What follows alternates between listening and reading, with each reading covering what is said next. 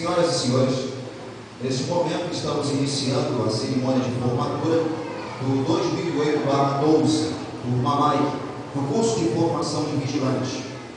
A Forvim Formação de Vigilante Limitada está no mercado não mais como um centro de formação de vigilantes, e sim como um centro de formação de profissionais de segurança privada, cumprindo o que determina a portaria 387, de 28 de agosto de 2006, do Ministério da Justiça. Nossos formandos são avaliados de forma teórica e prática. Nestas avaliações, obtém variados resultados, objetivando valorizar e enobrecer os formandos que se empenharam para alcançar os melhores resultados.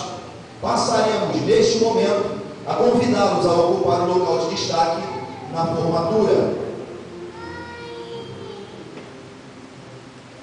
Destaque intelectual. Destacamos a aluna, senhora Patrícia dos Santos Ubaldo.